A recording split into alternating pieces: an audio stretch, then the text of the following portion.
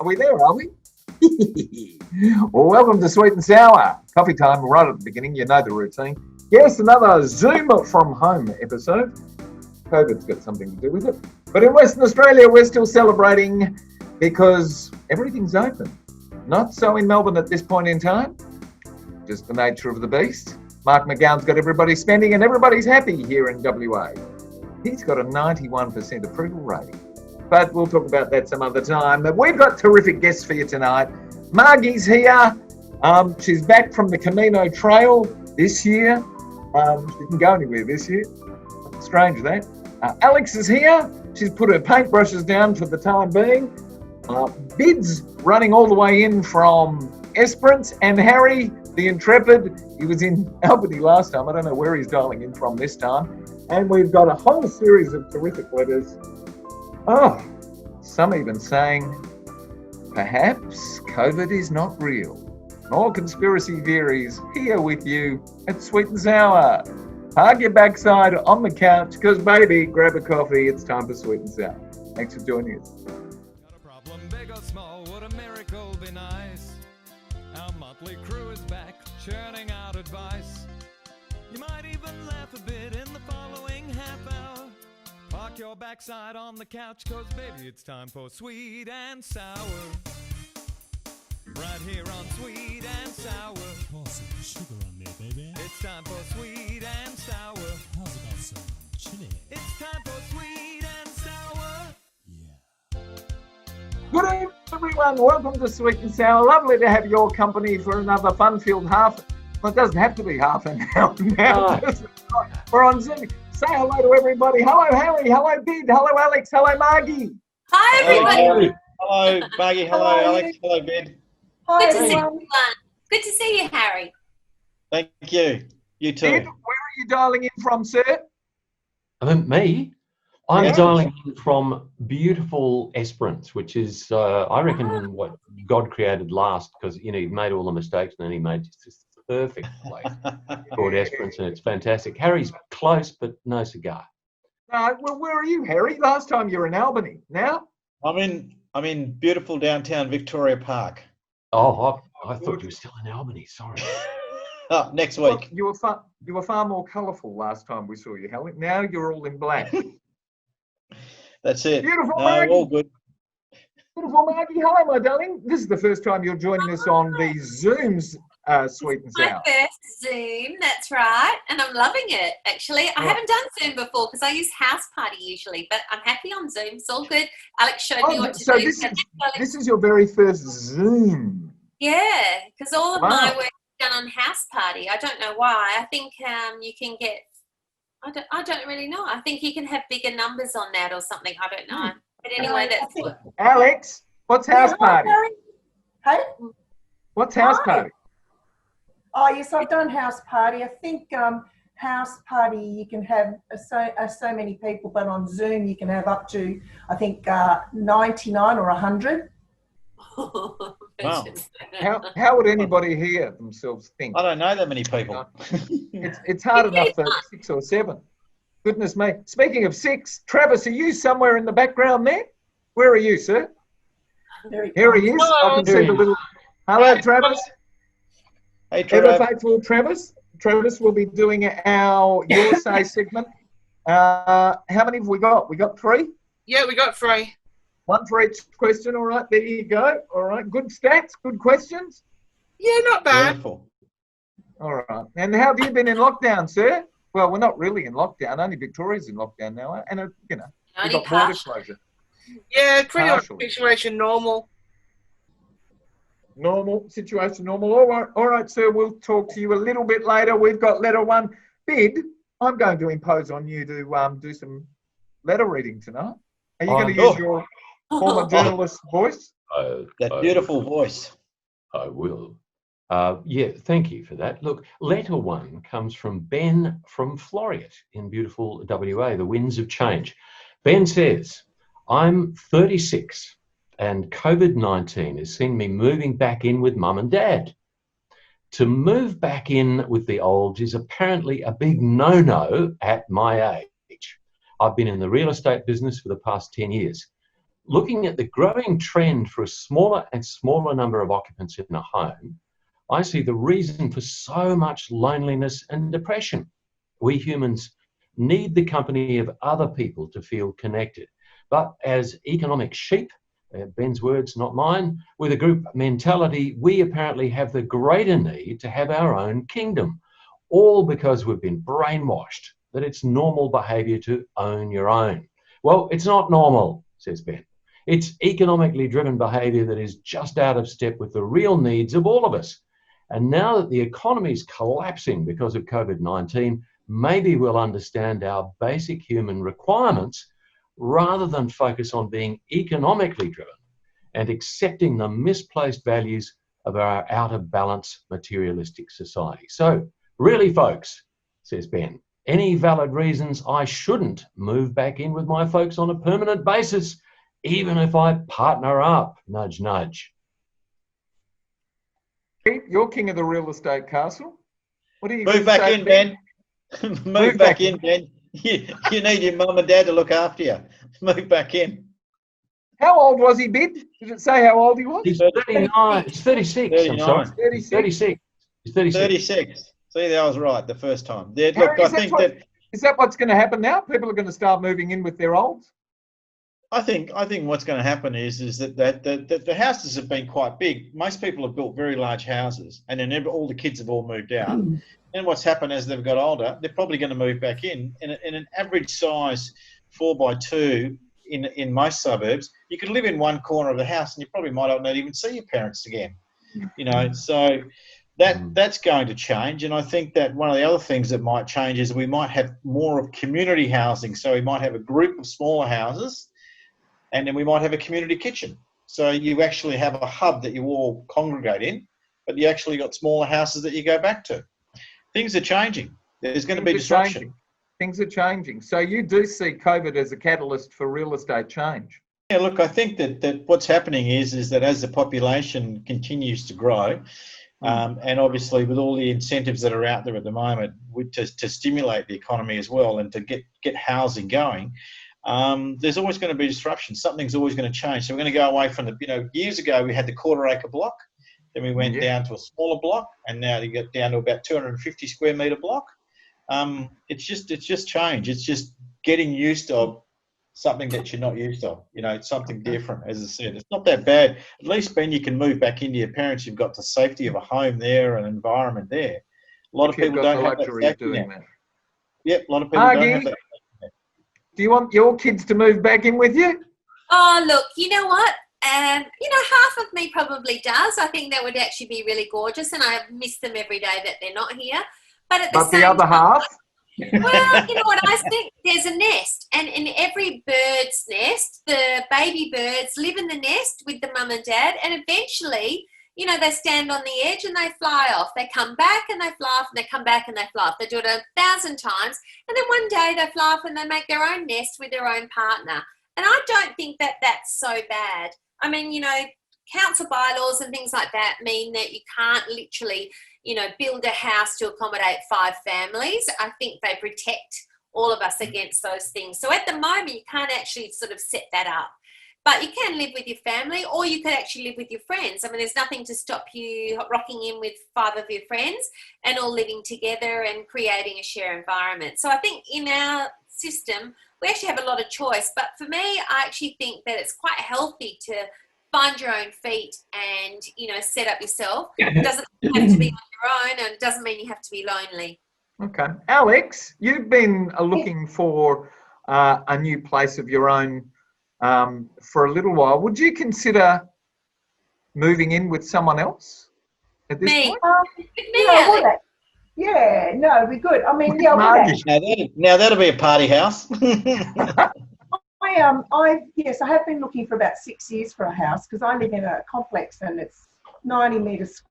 It's 2-storey, but, you know, like I get to hear everybody living their life. It's not terribly close environment, as in communicating with people, because everyone's got their own life. But when I was working at Ansett and Ansett collapsed, I moved back in with my mother, and I was 42 years of age then, and it was one of the best experiences of my life. So, you know, she had a 3-bedroom villa. And everything about it I loved. You know, she loved having me there as well, because she was on her own, I was on my own, and she just felt like, you know, cooking me dinner and having dinner ready for me when I came home from my other job. So I mean, it is good to beat the loneliness blues, because you've always got someone there. And while I'm living now on my own, I find that I go through terrible bouts of loneliness, because especially when I have some life-changing episodes, I've got no one to talk to about it. It's just me. And so having your parents there would be, it keeps you sane, and it would be economically a lot better for you as well. So I say there's nothing wrong with moving back in with your parents at all. Bid, are you on a quarter-acre block out there in Esperance? We are. We're on the proverbial. Sorry, Harry. I bow to Harry's, you know, greater knowledge of the market. Easy. Yeah, we were in a very traditional house, and happily so. Ben asked us for valid reasons not to move back in, so I kind of took him at his word. Look, people aspire to own their own home because it's good, and it's definitely good for the economy. But the reason it's popular is that we actually want it. We need company, but we also crave our own physical and emotional space. And I think it's that balance that between the two that we're missing at the moment, not just the closeness. We focus on the closeness because we don't have it at the moment. And I would say, Ben, your parents have earned the right to their own space, their own routines, their friends, their music, their food, the wake up and bedtime that's exclusively their own. 1,000 little decisions that you're making in a home that are going to be compromised if you move back in. I'm not saying those things can't be sorted out, but they are compromises. And I just wanted to say, touching on what Alex said, loneliness often has very little to do with being physically alone. It's an impoverishment of relationships. It doesn't always have anything to do with proximity. And I think you learn a lot. You learn how to forge your own path in life when you're alone. You learn most about yourself when you're alone. So they're the reasons I would say not to do it. But I bow to everybody else's very logical and economic reasons that we're going to have to revise our thinking about what a home and a house and a community looks like. Well, see, in Italy, they build their housing on top of each other. So you could have the grandparents will live on the ground floor because due to their age and they can't go upstairs. But then they have like the parents and then the children, and so they're all in that one building because they built upwards because of the density of population there. It's called an ecos. It's called an ecos. Is one unit, and the benefit of that is being alone. Like I sometimes think, what if I fall down my stairs? Who's going to find me? No one will find me because I'm on my own and I don't have anyone visiting regularly. The only time they'll find me is through the smell after the body starts to decompose. So it is it is something of having people around you, and I think family is something that would, if the parents want that, of course. But I mean, I think we're going towards that family inner city living. Travis, where are you, sir? Come on in. What's our your say question on this one? So we asked, is living back at the folks' place our new culture? And it was a close one. 53% said yes, 47% said no. Oh, well, that's telling. It means because it's getting too expensive to live on your own. Well, when you've got 50-50 in these things, it means that people are doing it. Alex, I had a similar situation. I moved back home for a while. I remember one morning coming home about 3 o'clock in the morning and my eyesight was impaired somehow and I just couldn't get the key in the front door. And then I remember my mum opening the front door. Is that you, dear? I was feeling a bit... Come home, who do you think you are? I had a bad flu. I'm just going to live on Zoom. That's it. Bid, what's our second letter tonight? Who does that come from? Letter 2 is from Danica in a beautiful part of the world, Henley Beach, South Australia. She says, "Dear Sweet and Sour, seriously, she says, why?" She's in the wrong show, clearly. Seriously, why are people so gullible? This COVID rubbish is just a load of, she says, bull dust to get rid of cash and make a whole lot of rich people even richer. I don't believe any of the panic. It's no more dangerous than the flu.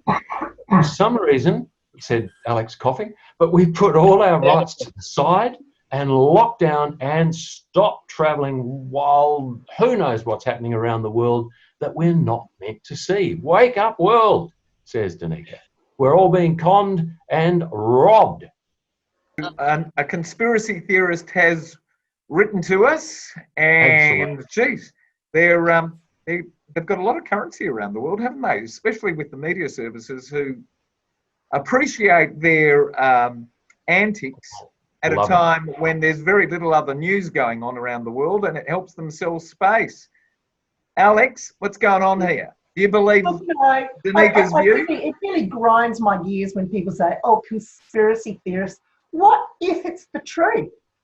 You know, what if... Well, that's your job to find out.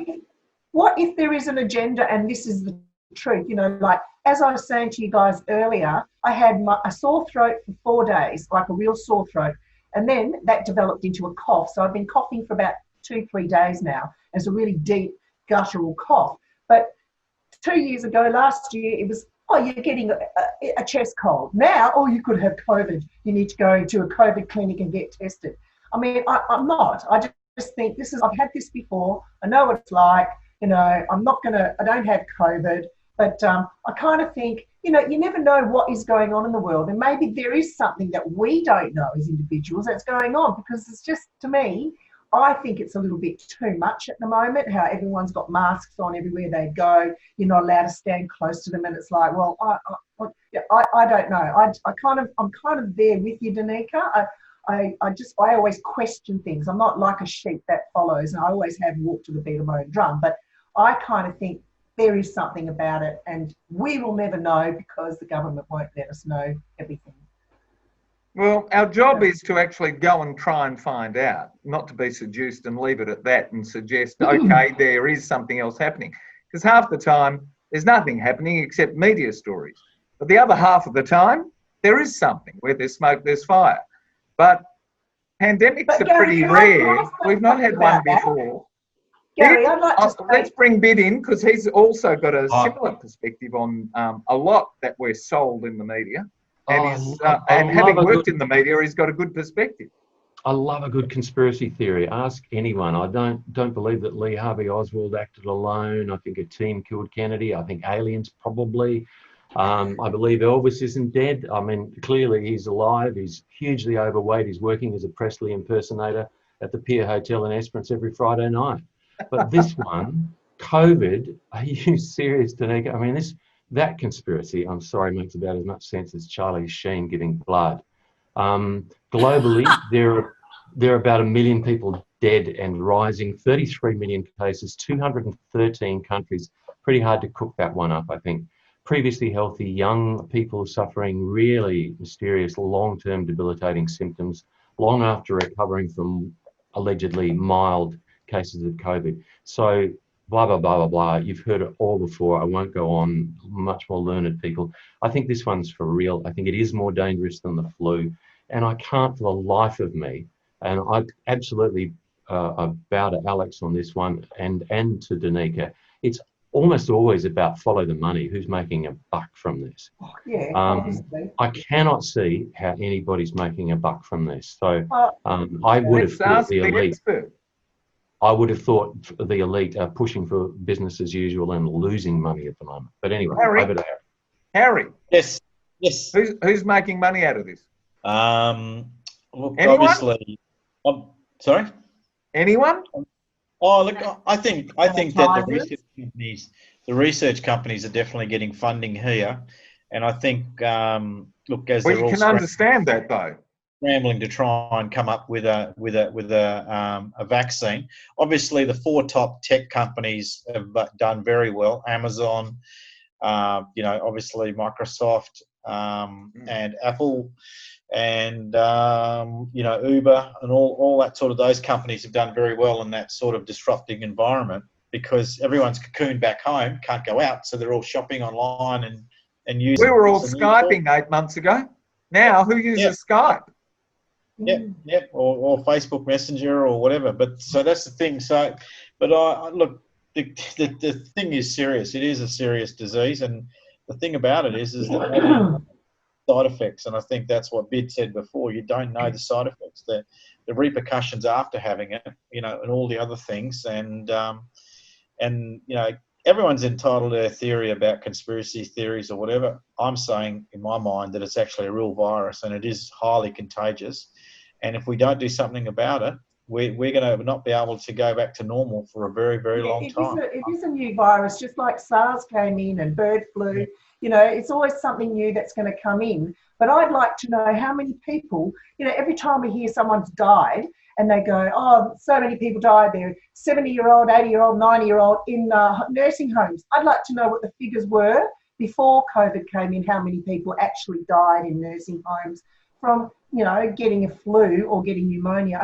There's a lot of things that I question. Those stats are available now, Al. Are they? Yeah. Oh, right. Okay. You The can go and interesting find them thing out. is, whatever, death is the only thing we all can't avoid. That's it. Margy, last word on this one.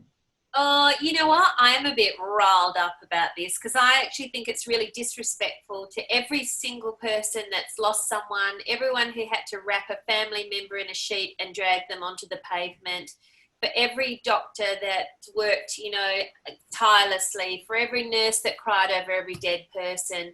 I think it's just absolutely shocking to see people complain about it, to talk about it like it was dismissive.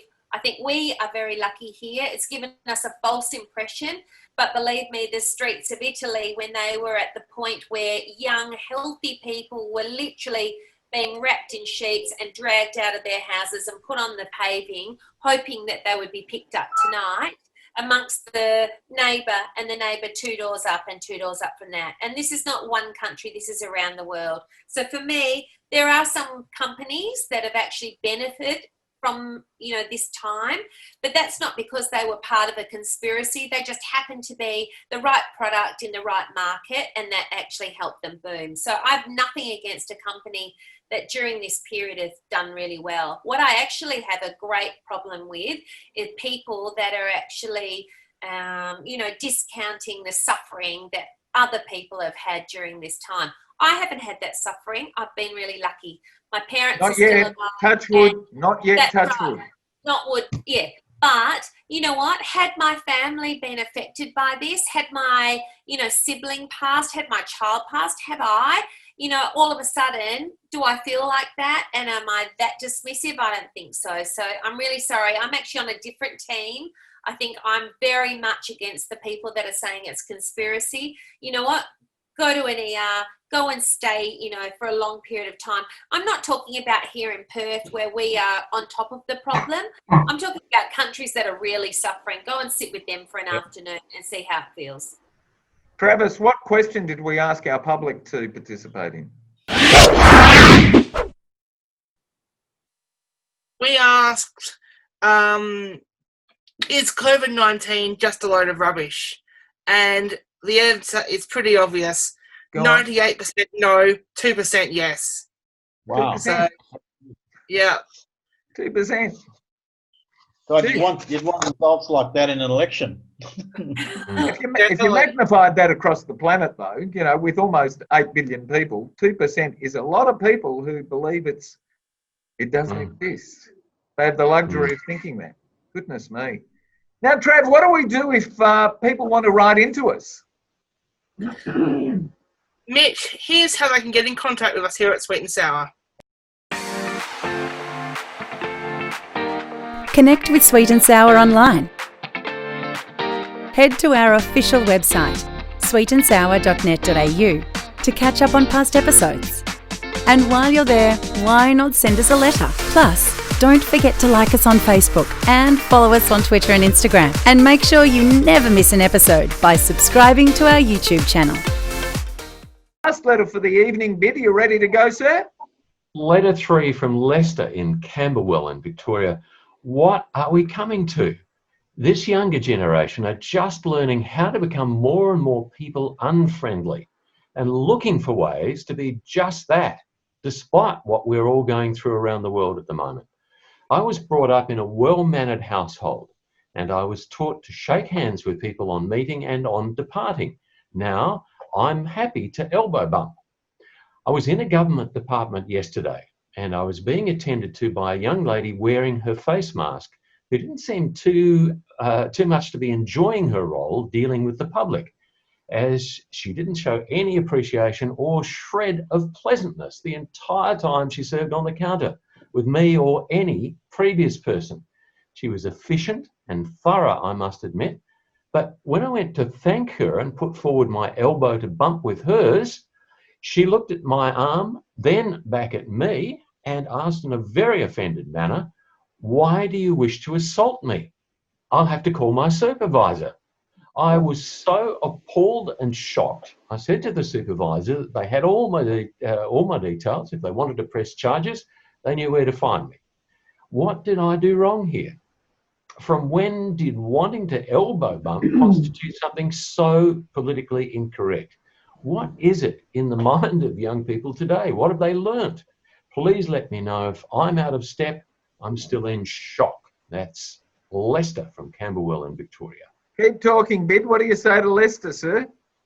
Keep talking, Bid. What do you say to Lester, sir?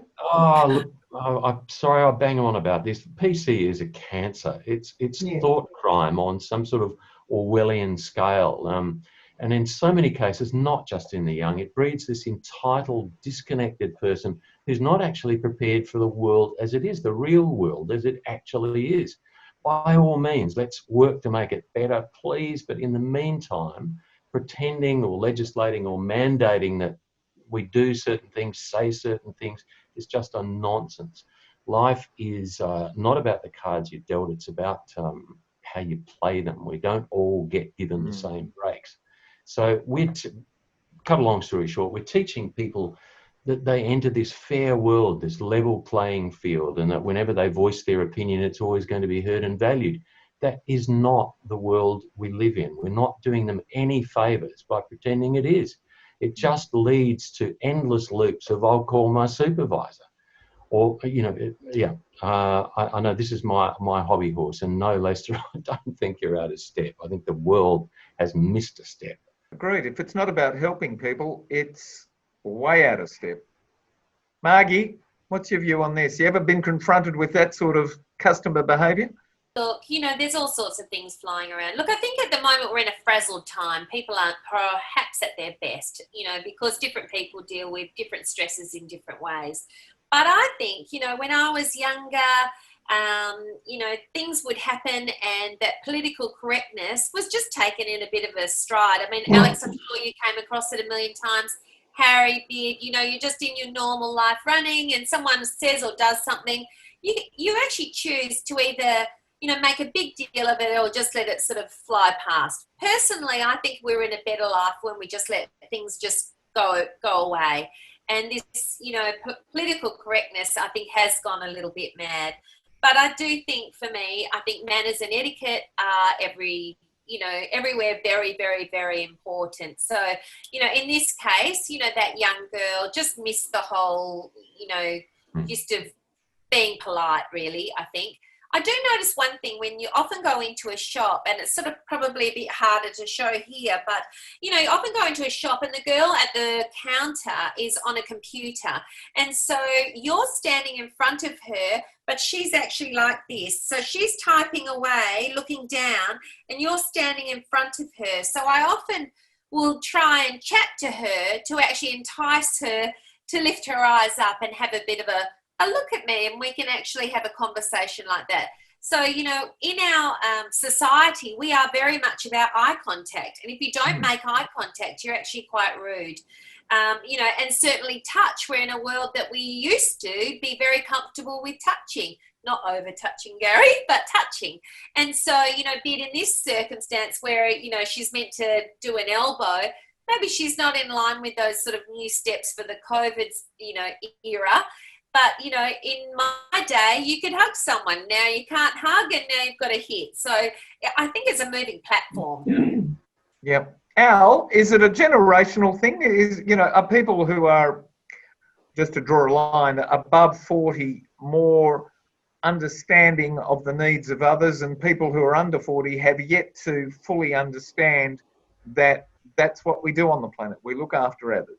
Yeah, well, funny you should say that, Gary. I've just recently started working at a really nice restaurant in Perth, and I'm doing the afternoon shifts, which is great because it's only 3 hours a day. It helps get me out of the house and meeting people again. And I actually said on Facebook that I feel like I'm back to being a flight attendant again because, you know, I'm around people, I'm more happy. And a couple of weeks ago when it rained, there was a lot of water on the floor. So I just immediately went into the kitchen, grabbed the mop, and I mopped up all the water because I see that as a water hazard. It's dangerous. The owner of the restaurant was there. He saw me. He thought that was fantastic that I was pro, what do you call it? Active. Yes. And then this Saturday that just passed, we had a little bit of rain again. And I was the floor manager. She's about 30 years younger than me. So I went to grab the mop and she stopped me from doing it. She said, "No, you're not supposed to do that."